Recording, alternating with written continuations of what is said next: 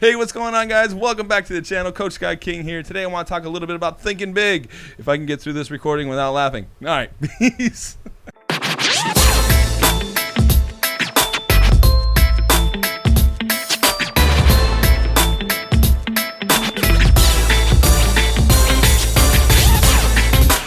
It. Come on. Boom. Alrighty, guys. Once again, welcome back to the channel. My name is Coach Scott King.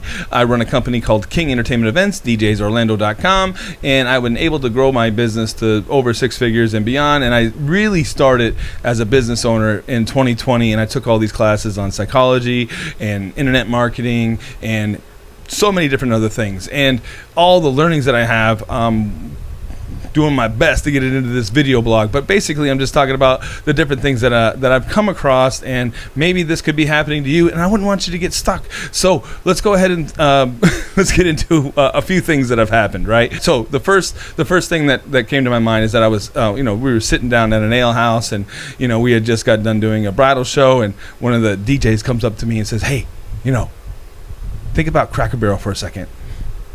Okay, let's think about it. Yeah, imagine if you had trivia in there. There's like nobody in there. We could go in there and run trivia, and then think of all the Cracker Barrels that are out there. Imagine having that account. And what do you think? That's an idea. That's gold right there. You should run with it.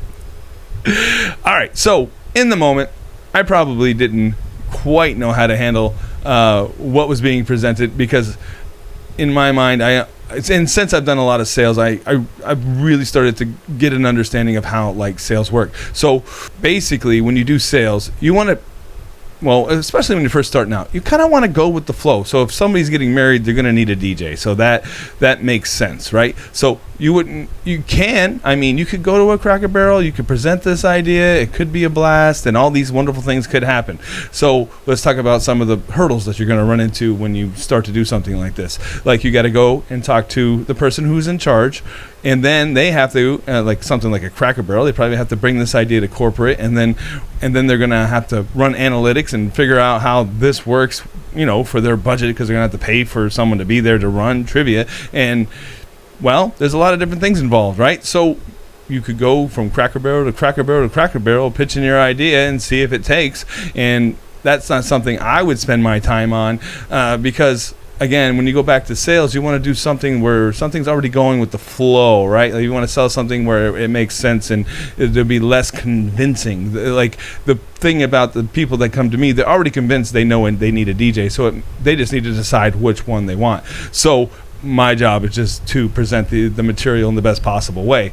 But going and saying, "Hey, look, let's create this idea, and now I want you to follow with it." All right, so that's just one thing that happened. I wrote down a couple others here. Another thing that I've noticed is, DJs, and I've probably been, swept into this bucket too, is that we get into gear, right? Like, oh, we really want this new MIDI controller, or this new DJ facade, or DJ furniture, or whatever the case may be.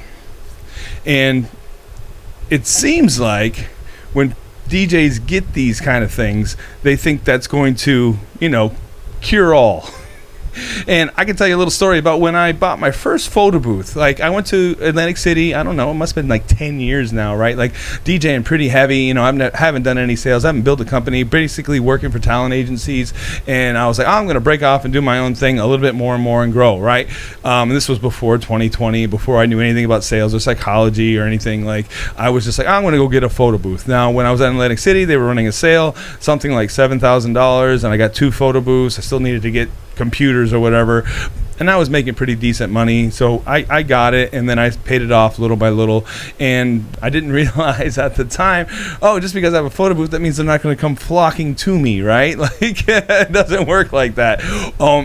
And even if I had a few clients, it was like, none of them wanted a photo booth. So I sat on it, right? And I was like, what's going on here? And if the photo booth did go out, like, it was going out for another company because the guy knew how to sell, and he had one out already that day, and he needed another one. So it ended up being mine. And that was barely ever, if anything, right? It was like, we're down to this, this last event, 4 or 5 down the line or something, and then I would get one. And so I don't even if it went out, I don't know I can't even remember. I just remember being so mad and being like, "Oh man, I spent $7,000 and it ain't doing anything." So, anything with that in mind, just because I bought one thing doesn't mean the customers will come flying, right? And then there's the DJs that really like getting a facade, and they just think that's gonna just send them over the edge, right? So having nice gear and having facades and DJ furniture or whatever it's called is cool,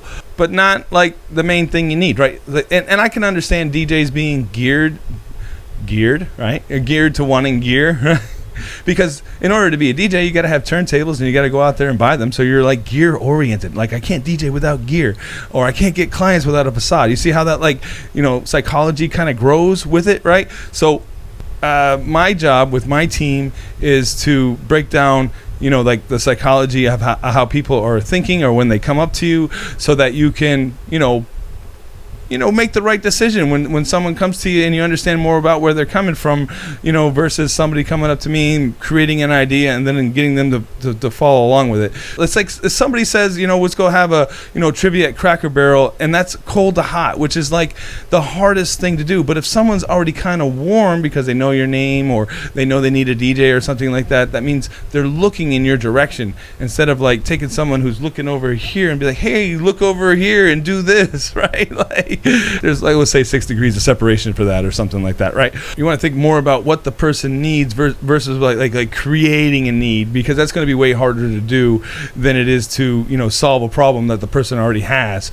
And solving a problem of creating a line at Cracker Barrel for customers that want to get in there to eat food and play trivia probably won't be as great as an idea. Or the other side of things. Oh, look, I got a facade.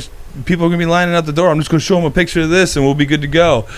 It doesn't quite work like that. It's very rare that something like that was going to happen. And, maybe somebody saw something like that once in their life and they thought it worked like that all the time. That's kind of like finding a needle in a haystack type thing. So basically, if you want to spend your time chasing money, it would be best to spend money on ads to get people to ask you about your services and then deliver once they step into your ring or arena or whatever. So now they're kind of like in your court type thing, and that's something that you want to keep in mind when you're doing sales and stuff. So guys, I know it's easy to get caught in the trap, stuck with gear.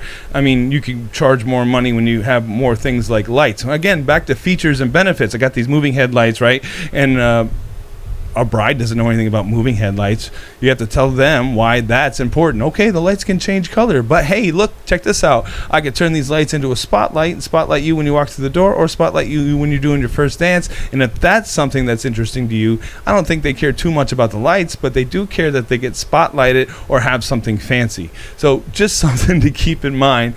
Instead of, I had another guy, right? We sat down with him, and he said he went up and down the street over here on I Drive, was like a tourist street, and he said he went to every single bar and tried to sell, like video trivia or music video mixing or something like that, and he couldn't get anybody to sign off on it.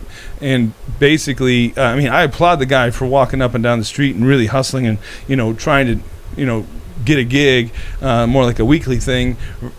Yet at the same time, it's better to have people come to you versus you chasing somebody else. And even like a professional salesperson will tell you, if you look too needy, then that's a bad sign to the client. All right, so make sure to be a part of the Facebook group. Come join me at CoachScottKing.com and see if I can play the little thing right here. Boom! Free training, CoachScottKing.com. Alrighty, guys. Peace.